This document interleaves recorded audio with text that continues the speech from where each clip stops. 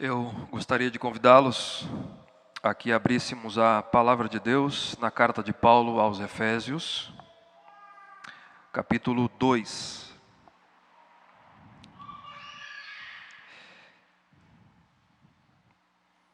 Deus seja louvado por essa manhã. Nós queremos saudar mais uma vez a Igreja do Senhor, aqueles que nos visitam, aqueles que nos acompanham pelo nosso canal no YouTube. Deus abençoe a vida dos nossos queridos irmãos. A nossa expectativa, mais uma manhã, nesse domingo, é que Deus ele fale conosco por meio da sua preciosa palavra. Nós estamos dando sequência à nossa série de mensagens na carta de Paulo aos Efésios. E hoje nós vamos ler o capítulo 2, apenas os versos 11 e 12. Capítulo 2, versos 11 e 12. Diz assim a palavra de Deus, vamos ler com temor e tremor diante da Escritura Sagrada. Portanto, lembrai-vos de que outrora vós gentios na carne, chamados incircuncisão por aqueles que se intitulam circuncisos na carne por mãos humanas, naquele tempo estáveis sem Cristo, separados da comunidade de Israel, estranho às alianças da promessa, não tendo esperança e sem Deus no mundo. Queridos, curve a sua fronte e peça para que Deus traga luz ao seu coração e à sua mente nesse momento da exposição bíblica. Senhor, diante do Senhor nós estamos nesta hora extremamente importante do culto que oferecemos ao Senhor, que é a exposição da Tua Palavra, central no culto ao Senhor. A minha oração é que o Senhor traga luz à nossa mente, ao nosso entendimento, nos fazendo compreender, ó Pai, as Tuas verdades, e que o Teu nome seja glorificado nessa manhã, em nome de Jesus. Amém. Nós queremos expor estes dois versos. Meus irmãos, até aqui, por amor daqueles que não têm acompanhado toda a série de exposições, é sempre importante nós lembrar o contexto em que nós estamos. Tá? Uma semana todinha, antes do domingo, a nossa mente às vezes nem sempre lembra de tudo, né? E é muito importante esse resumo. Até aqui do capítulo 1, dos versos 1 a 14, Paulo iniciou a sua carta da prisão dirigida à igreja de Éfeso, aos Efésios, e provavelmente uma carta que seria circular também. Talvez eu não disse isso para vocês, nos manuscritos mais antigos da carta aos Efésios, você não encontra essa expressão aqui no capítulo 1, verso 1. Paulo, apóstolo de Jesus Cristo, aos santos que vivem em Éfeso. Você não tem em Éfeso. Então, provavelmente, seria uma carta também circular para as igrejas da região da Ásia. Paulo está expondo as bênçãos de Deus à sua igreja. Qual é a origem da igreja?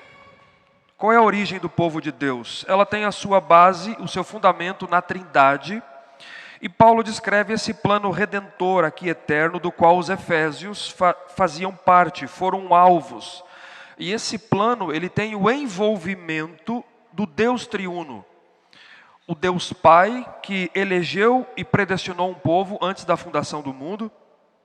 Deus Filho, que no tempo e no espaço redimiu esse povo. E o Espírito Santo, Deus Espírito Santo, que vem ao longo da história, aplicando a obra de Cristo no coração desses que o Pai elegeu e dos quais Cristo morreu há 2000 anos, e selando esse povo para o dia da redenção e toda a vida, Paulo está dizendo, para o louvor da glória de Deus, em louvor da glória da sua graça. Então, dos versos 15 a 23 do capítulo 1, Paulo ora pelos filipenses, a sua primeira oração, para que eles recebessem iluminação e compreendessem esse plano de Deus, entendessem a vontade de Deus, a obra de Deus, tivessem conhecimento de Deus, iluminação para conhecimento. E então no capítulo 2, que foi o sermão semana passada, dos versos 1 a 10, Paulo começou a falar da salvação pela graça de Deus, sem as obras. Sem as obras. É como se ele trouxesse da perspectiva humana. O que é que aconteceu? O que é que Deus fez aqui? Então ele aborda esse tema. Todo o capítulo 2 é o tema, salvação pela graça, sem as obras. Por qual razão Deus elegeu um povo na eternidade? Deus entregou esse povo para Cristo. E o Espírito Santo, ele atrai esse povo para si, mediante o chamado pela pregação do Evangelho, e o Espírito sela esse povo. A resposta está no capítulo 2, verso 1. Porque esse povo estava morto nos seus delitos e pecados.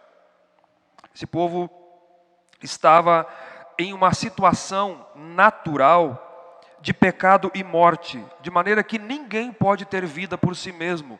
Ninguém volta-se para Deus por si mesmo, a não ser que o próprio Deus vai ao encontro do pecador e arrebate o coração dele para si. Paulo descreveu a situação geral da humanidade. Em que situação judeus e gentios se encontram? Em que situação? É de morte e de escravidão. Morte e escravidão. Morte espiritual nos seus delitos e pecados e, segundo o curso desse mundo, segundo Satanás, segundo as inclinações da carne. Escravo da carne, escravo de Satanás, escravo do mundo. Se vocês perceberem aqui, no verso 3 do capítulo 2, 3 vezes a nossa tradução, ao meio da Revista Atualizada, utiliza a expressão segundo. Segundo o curso desse mundo, segundo o príncipe da potestade do ar e segundo as inclinações da nossa carne. Por que ela faz isso? Ela está apontando as forças que fazem com que esse homem morto haja. As forças que fazem com que ele haja. Mas Deus, sendo rico em misericórdia, por causa do grande amor com que nos amou, Ele nos deu vida. Ele nos ressuscitou e nos fez assentar nos lugares celestiais. E Paulo completa dizendo, e isso, tanto para judeus como para gentios, é pela graça, por meio da fé, porque não é de vós, é dom de Deus. Não é por obras, é dom de Deus. Hoje, na verdade, a perícope é dos versos 11 a 23, é um assunto só, mas como ele é longo, eu vou ficar nos 2 primeiros versos e eu vou explicar o porquê. Paulo, é muito importante nós pegar esse ponto aqui, tá? Paulo vai falar a respeito, aqui, ele ainda está falando sobre a graça de Deus. Mas ele explora mais a respeito da nossa situação antes de Cristo. Só que agora ele aborda de uma outra perspectiva. Algo a mais precisamos saber da nossa situação de outrora. Tá? Ele vai abordar, ainda o tema é salvação pela graça sem obras, mas é dessa perspectiva aqui. Dos versos 11 a 22, Paulo vai falar a respeito da inclusão dos gentios no povo de Deus. A inclusão daqueles que não eram povo e agora serão povo. Vai ficar para a semana que vem também. Tá? De que nós, os gentios, não fazíamos parte do povo escolhido de Deus, com quem Ele havia feito uma aliança no Antigo Testamento.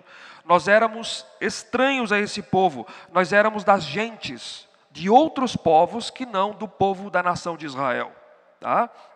Mas agora, Paulo expõe que por meio da cruz de Cristo, Deus derruba essa parede de separação e Deus acaba com essa distinção entre judeus e gentios. E que agora, pela graça, que é a sequência, por meio da fé, de ambos os povos, judeus e gentios, Deus faz um povo só. Ele une ambos os povos num só povo, que é o seu corpo, que é a igreja, que ele vai chamar de família de Deus, no verso 19, final do verso 19. Tá? Esse é o ponto de Paulo aqui. Então, nós vamos começar, primeiramente, com Paulo descrevendo sobre essa perspectiva, a situação, o estado dos efésios gentios antes de Cristo e do Evangelho.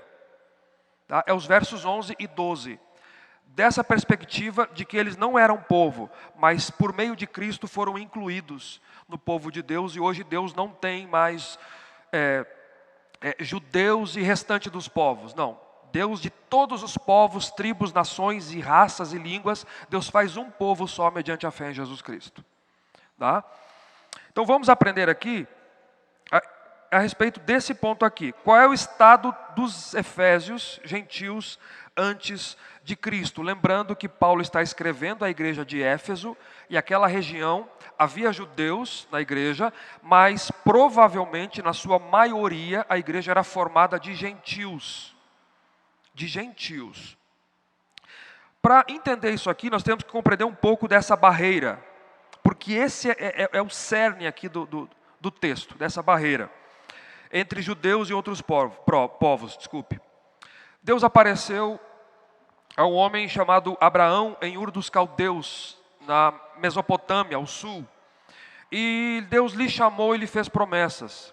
Deus disse: Abraão, sai da tua terra, na época ainda Abrão, e da tua parentela, e vai para a terra que eu te mostrarei. Eu te abençoarei, engrandecerei o teu nome, e você será uma bênção. E eu abençoarei aqueles que te abençoarem, eu amaldiçoarei aqueles que te amaldiçoarem, e em você, da sua descendência, virá aquele, ou em ti, serão benditas todas as famílias da terra. Está apontando para o descendente de Abraão, que é Jesus Cristo. Deus faz essas promessas a Abraão. Da sua semente, Deus estabelece a nação de Israel. Abraão, que é pai de Isaque, que é pai de Jacó. Dali forma-se a nação de Israel. Deus entra em aliança com Abraão e assim em aliança com os seus descendentes. Dentre todos os povos da terra, Deus separa este pequeno povo aqui para ser a sua propriedade peculiar. Deus separa esse povo. Deuteronômio 7, versos 6 e 8 diz assim: porque tu és povo santo ao Senhor teu Deus. O Senhor teu Deus te escolheu para que ele fosse seu próprio povo, de todos os povos que há sobre a terra. Não vos teve o Senhor afeição, nem vos escolheu porque fosseis mais numerosos do que qualquer povo, pois éreis o menor de todos os povos, mas porque o Senhor vos amava, e para guardar o juramento que fizera aos pais. Malaquias, no último livro do Antigo Testamento, Deus diz: eu tenho amado vocês, capítulo 1, versos 1 e 2. E o povo diz: em quem o Senhor tem nos amado? Deus diz: a prova é que eu aborreci a Esaú e eu amei a Jacó. A prova do meu amor por vocês é a eleição. É a eleição. Tá? Então, ao escolhê-los e entrar em aliança com eles, Deus institui o símbolo da aliança do Antigo Testamento, que era a circuncisão, que era aquela marca no órgão genital masculino, no prepúcio. O menino com 8 dias tinha que ser marcado, porque ele é uma espécie de cirurgia para que ele fizesse parte da aliança de Deus com o seu povo. Era o sinal e o símbolo da aliança. Deus lhes deu a lei. Deus revelou esse povo, se revelou como Deus verdadeiro. Deus deu o tabernáculo, Deus lhe deu o culto, Deus deu os sacerdotes, o sistema de sacrifícios, sumo sacerdote como mediador.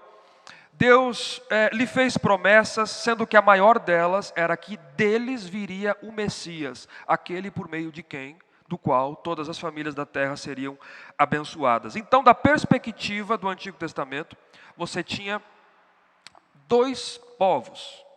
Você tinha os judeus e o restante do mundo. Era os judeus e o resto. As gentes, que é a palavra gentios. Tá? Deus separou esse povo para si.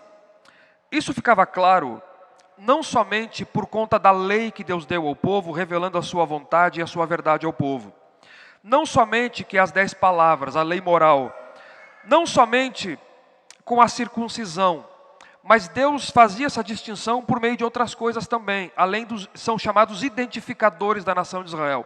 Além da circuncisão, você tem a dieta judaica, determinados alimentos os judeus não poderiam comer, e isso separava eles dos gentios, eles não sentavam na mesa, nesse sentido, por causa da dieta. O calendário judaico, determinados dias e festas no ano, para que a memória do povo ficasse viva quanto a Deus, quanto à obra de Deus, quanto aos feitos de Deus. Então, Deus são os identificadores da nação. Todas essas leis separavam Israel dos demais povos, mas elas tinham um objetivo didático, de ensino. Deus queria santificá-los. Deus queria mostrar quem Ele é.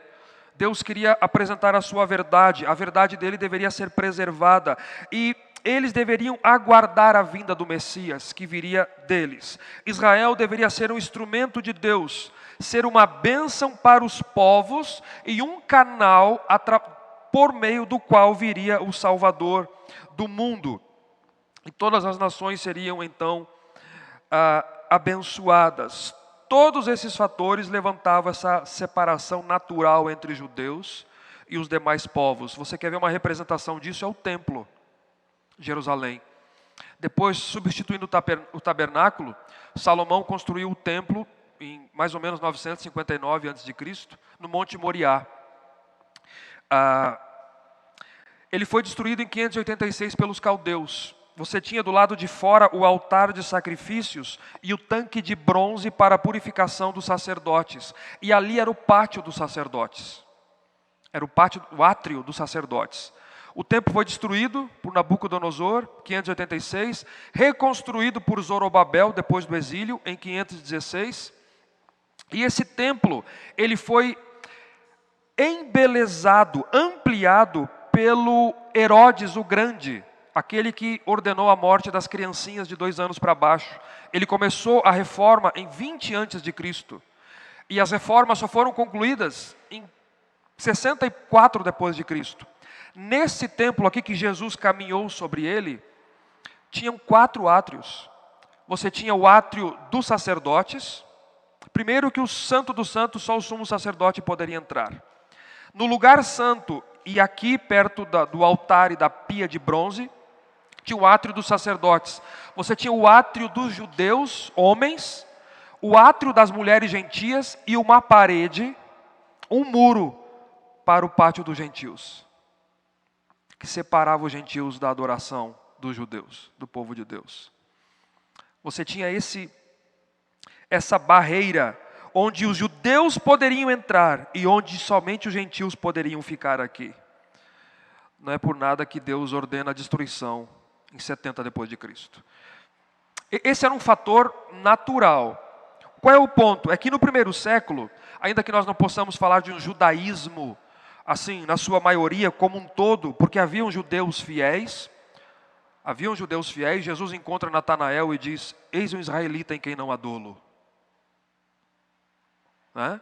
Haviam judeus fiéis, mas com as suas tradições humanas, condenadas por Jesus, acréscimos aos mandamentos, o desprezo que se criou, a arrogância para com os gentios e para com os samaritanos, os mestiços, muitos judeus acentuaram elevadamente essa separação, que não era o propósito de Deus. Eles perderam o alvo de ser uma bênção para os outros povos e de onde viria o Messias para abençoar pessoas. Mas o ponto é que tudo isso estava dentro dos propósitos e dos decretos de Deus, para a inclusão dos gentios como povo de Deus na aliança com Deus.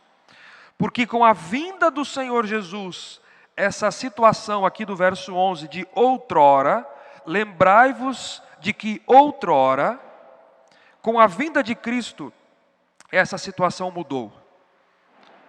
Essa situação mudou. O povo de Deus não está mais restrito à nação de Israel, mas ele é formado dentre todos os povos que creem em Jesus. Está no verso 13. E Deus hoje então, de ambos os povos, faz um só, para a glória do seu nome. E os efésios estão lendo tudo isso. No verso 11, os efésios compreenderiam exatamente, Paulo está explicando para que eles compreendam exatamente o que Paulo está dizendo aqui. A maioria formada de gentios, como nós brasileiros, gentios. Nós somos gentios. éramos gentios. Estamos no mesmo pé de igualdade com os efésios gentios. E dentre todos esses povos gentios, dos quais os efésios faziam parte, dentre esses que Deus está, então você pode compreender o capítulo 1.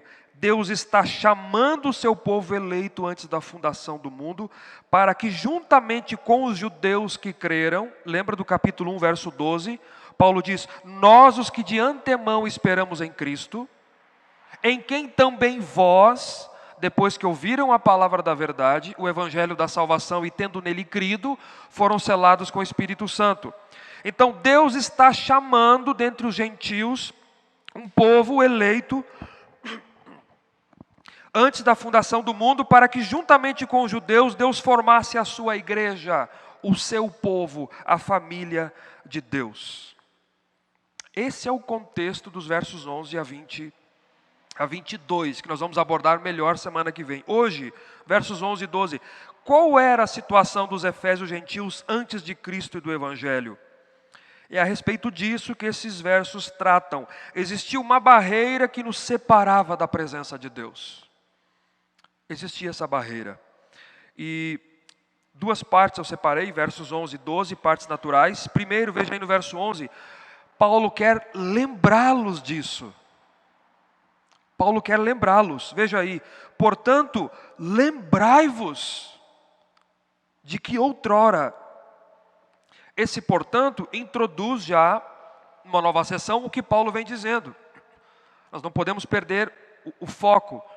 Vocês estavam mortos, escravos do pecado, da carne, do mundo, de Satanás, eram por natureza filhos da ira, mas Deus vos deu vida e vos ressuscitou juntamente com Cristo para assentar nas regiões celestiais com toda a bênção espiritual em Cristo Jesus. E Deus fez isso pela graça, mediante a fé, e não por obras. Portanto, lembrai-vos onde vocês estavam outrora.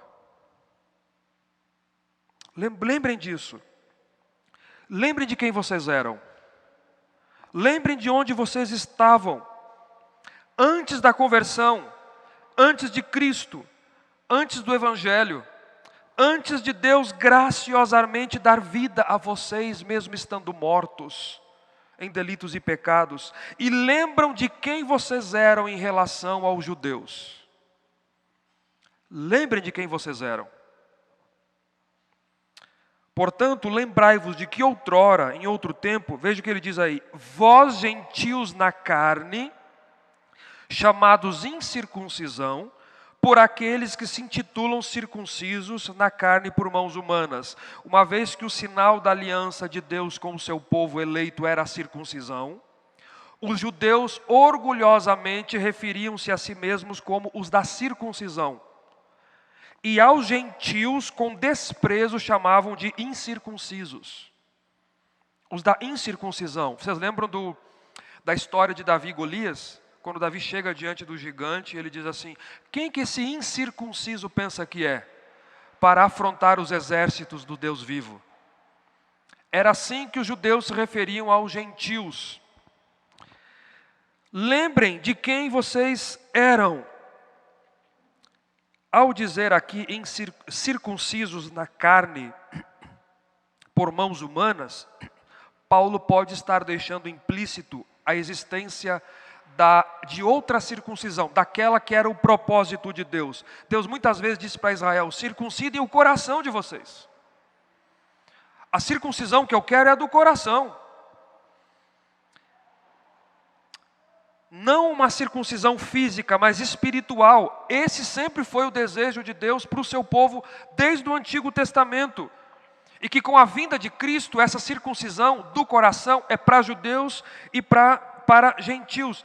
Paulo diz isso em Romanos capítulo 2, versos 28 e 29. Ele diz assim, porque não é judeu quem o apenas exteriormente é, apenas quem passou pela cirurgia da circuncisão física.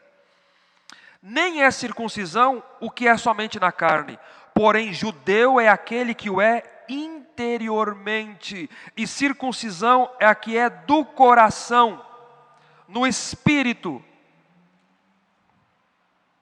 Essa que é a verdadeira circuncisão. Paulo diz, portanto, lembrai-vos de que outrora, naquele tempo, vocês gentios estavam.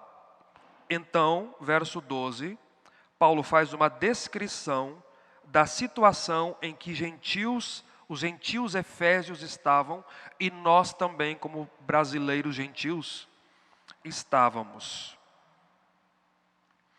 Ele diz, naquele tempo, verso 12, que contrasta com o verso 13, mas agora, vejam aí no verso 13, mas agora, Paulo então, ele diz, primeiro lugar, 5 verdades a respeito do passado deles, que eles deveriam lembrar. Naquele tempo vocês estavam sem Cristo. Sem Cristo. Apesar de toda a opulência dos povos, de toda a literatura produzida, de toda a religiosidade, de toda a cultura, de todas as grandes construções, nada conheciam a respeito de Cristo. Não conheciam o Messias. Eles não tinham a Cristo. Cristo está em todo o Antigo Testamento. E o judeu fiel poderia ver e aguardá-lo. Jesus disse isso, Mateus 24, verso 25 e 27, Jesus diz, aqueles dois a caminho de Emaús, após a ressurreição, ó nércios e tardos de coração para crer em tudo que os profetas disseram, porventura não convinha que o Cristo padecesse e entrasse na sua glória? E começando por Moisés, discorrendo por todos os profetas, expunha-lhes o que a seu respeito constava em todas as Escrituras. Cristo está em todas as Escrituras. Verso 44, para os discípulos, Jesus lhes disse, são estas as palavras que eu vos falei, estando ainda convosco. Importava se cumprisse tudo o que de mim está escrito na lei de Moisés, nos profetas e nos salmos, que é a divisão da Bíblia hebraica, que é a Tanar. Torá, de Tanar, Neviim e Ketuvim. Lei, profetas escritos. Tudo o que estava escrito a respeito de mim. Cristo está em todo o Antigo Testamento, na lei, nos profetas, nos escritos. Cristo foi revelado nos salmos, nos sacrifícios, por tipos, por figuras, por símbolos. Tudo apontando para Ele como sombra dele que haveria de vir. Por isso, o crente do Antigo Testamento era salvo pela fé também, mas no Messias que haveria de vir. Enquanto o crente do Novo Testamento, ele é salvo pela fé, pela graça, mediante a fé no Messias que já veio. Essa é a diferença. Vocês estavam sem Cristo. Cegos, sem Jesus Cristo. Se você recorda, desde o capítulo 1, verso 3, até o capítulo 2, verso 10, todas as bênçãos que recebemos da parte de Deus Pai, Paulo todo o tempo está dizendo, é em Cristo, por meio de Cristo. Nele, no amado. Portanto, queridos, tudo é por meio de Cristo. Estar sem Cristo é a situação mais desesperadora possível. E Paulo quer lembrá-los disso. Lembrem da situação de vocês de outrora. Vocês estavam sem Cristo. E veja o que Deus fez em favor de vocês. Essa era a situação dos efésios antes de Cristo, assim como a minha e a sua. Eles poderiam ter tudo, mas não tinham Cristo. Então, não tem nada. Não tem nada. Segundo, estavam sem Cristo, segundo, separados da comunidade de Israel. Separados da comunidade que foi eleita por Deus para serem o povo santo de Deus, portadores da verdade de Deus. Foi ao povo de Israel que Deus se revelou no Antigo Testamento, e os gentios estavam de fora dessa comunidade.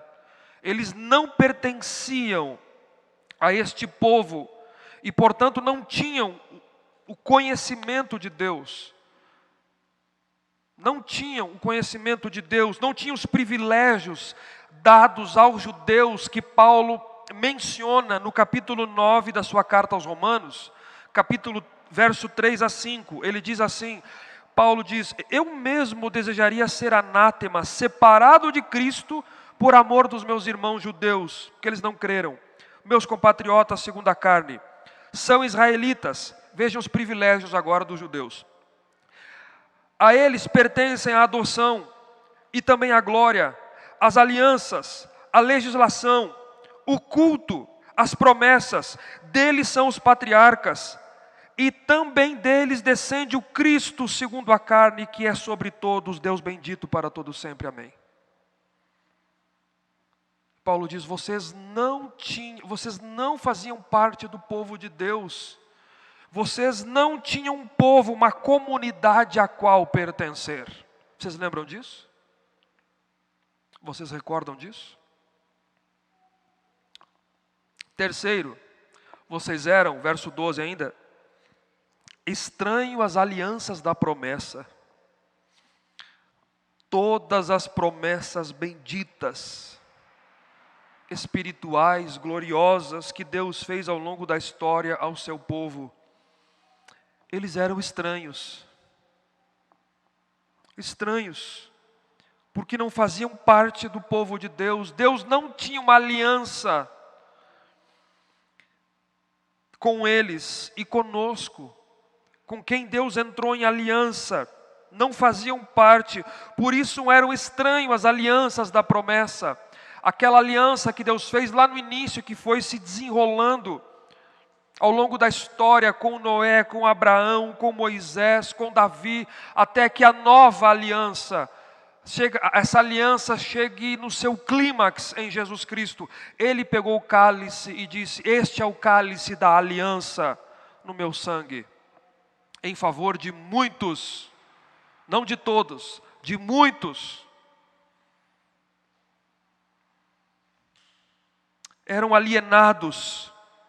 Mesmo a promessa de que por meio dos descendentes de Abraão Deus abençoaria os povos, eles não tinham conhecimento disso. E portanto, consequentemente, quarto lugar, não tendo esperança. Eles não tinham esperança. Não tínhamos esperança. Que terrível, queridos. Vocês que me ouvem nessa manhã, muita gente nos acompanha pelo nosso canal, talvez entenda o que eu estou dizendo aqui, e lendo claramente os termos aqui, fique vívido a imagem. Que situação terrível, sem esperança. É assim que eles se encontravam antes de Cristo. E nós antes de Cristo? Existe situação pior que essa? Sem esperança? Você olha para frente e não enxerga nada.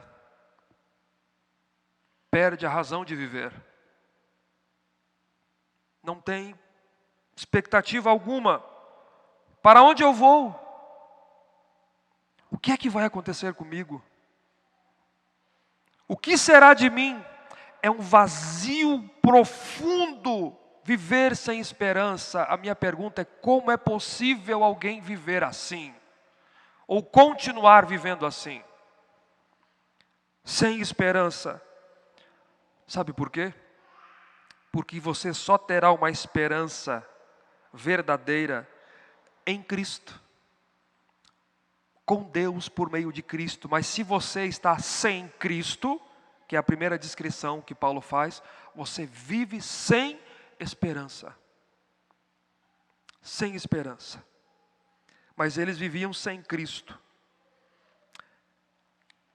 E portanto sem nada em expectativa. Tinham suas religiões.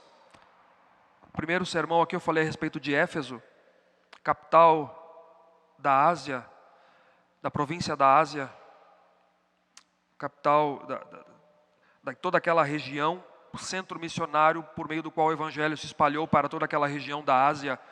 Em Éfeso tinha o templo da deusa Diana, adorada com zelo pelos efésios, uma das 7 maravilhas do mundo antigo, conhecida por suas artes mágicas, feitiçaria. Houve um avivamento lá quando Paulo chegou, 3 anos Paulo ficou lá, teve um avivamento na cidade. Eles tinham as suas religiões, mas era uma religião falsa, mentirosa, fruto de corações corrompidos pelo pecado, de quem transforma o Criador em criatura. Era uma mentira, não conheciam o Deus verdadeiro e não tinham esperança. E para chegar no último ponto, e pior ainda, veja como é que Paulo encerra: e sem Deus no mundo. Sem Deus no mundo. Meus irmãos, que angustiante. Quando a gente estuda o texto e começa a meditar no texto, vai dando aquela angústia pensando nesse mundo e pensando em pessoas nesse mundo. Num mundo como esse, o jeito que as coisas estão, sem Deus no mundo. Eles viviam fora da comunidade de Deus e no mundo sem o verdadeiro Deus, porque eles tinham outros deuses, mas é sem o conhecimento do único Deus, do verdadeiro Deus. Esse é o ponto de Paulo aqui, é isso que a palavra significa, ateus. Sem o conhecimento do verdadeiro Deus, suprimindo a verdade revelada na criação, transformando a criatura em criador, se entregando à idolatria. E esta era a situação, o estado dos efésios. Esta era a situação dos gentios, dos povos, de alguém sem Cristo. Essa era a nossa situação. E Paulo quer que eles lembrem, condenados, sem esperança, sem Cristo, sem a verdade, sem Deus no mundo. Mas note,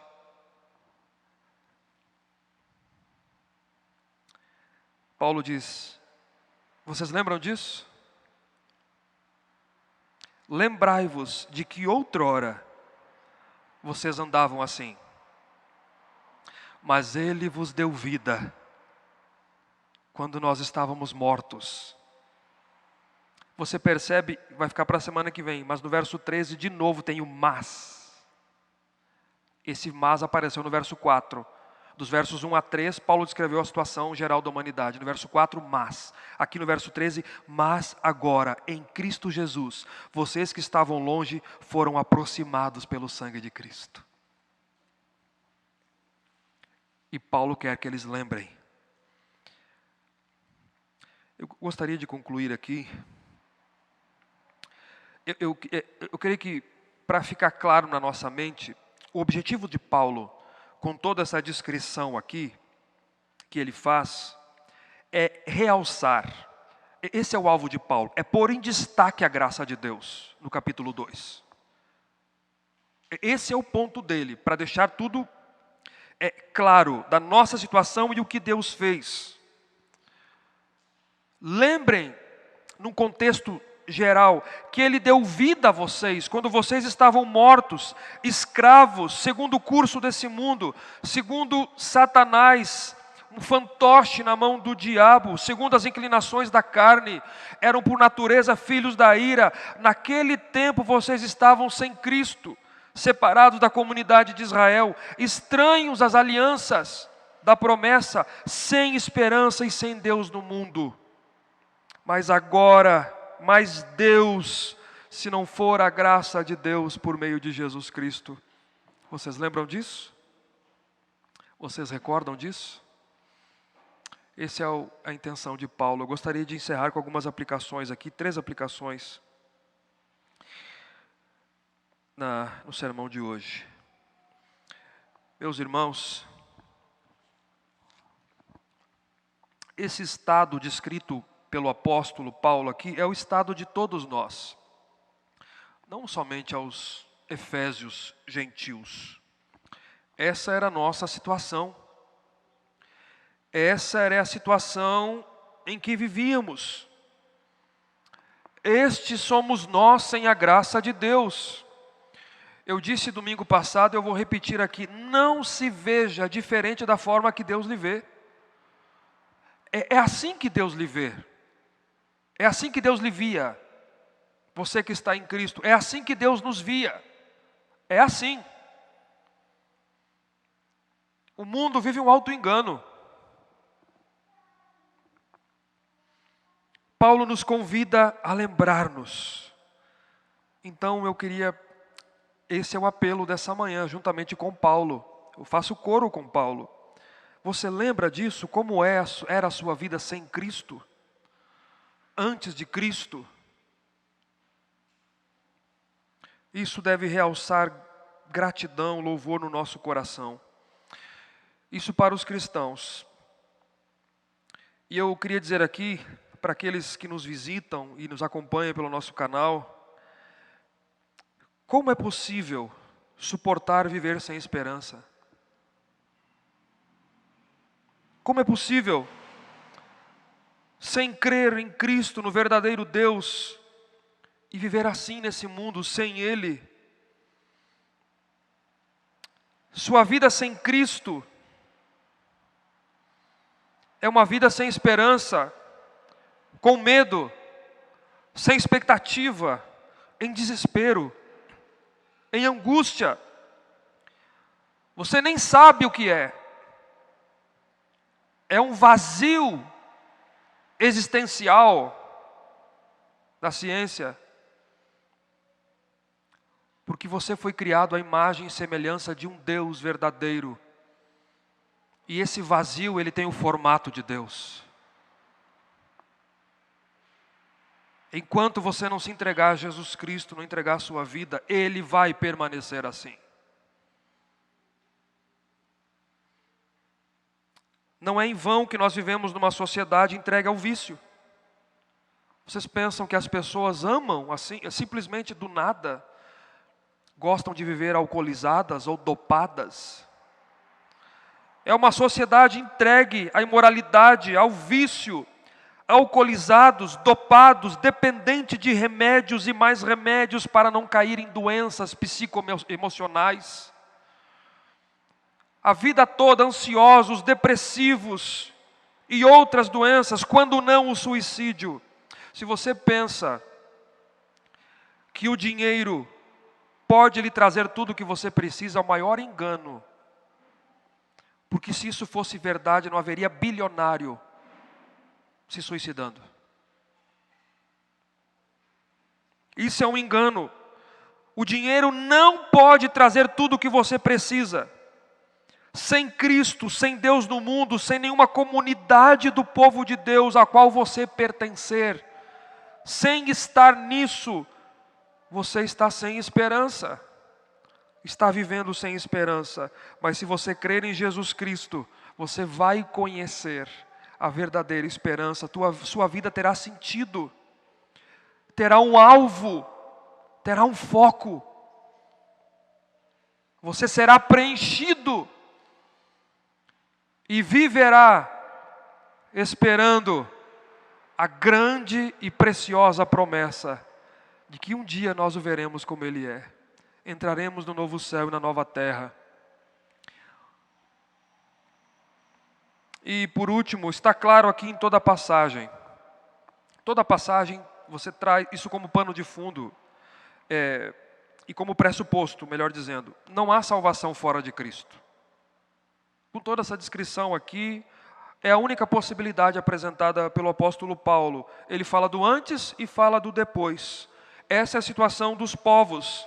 Sem Cristo, sem o verdadeiro Deus. Não são todos os caminhos que levam a Deus. É Jesus Cristo. A verdade não está em todas as religiões, mas em Cristo, no cristianismo. Por isso que nós devemos continuar pregando o Evangelho. Porque não há outro caminho. A salvação, a reconciliação é pela graça, mediante a fé, no Filho de Deus, que veio a esse mundo, morreu pelos nossos pecados e ressuscitou no terceiro dia. A salvação é na pessoa, com base na fé, na pessoa do Redentor. Do contrário, é perdição. Que Deus abençoe a nossa vida e que nós possamos lembrar quem éramos e onde estávamos. Se Deus assim permitir, no próximo domingo, nós vamos iniciar no verso 13 até o verso 22. Mas agora, em Cristo Jesus. Que Deus nos abençoe. Vamos ficar em pé.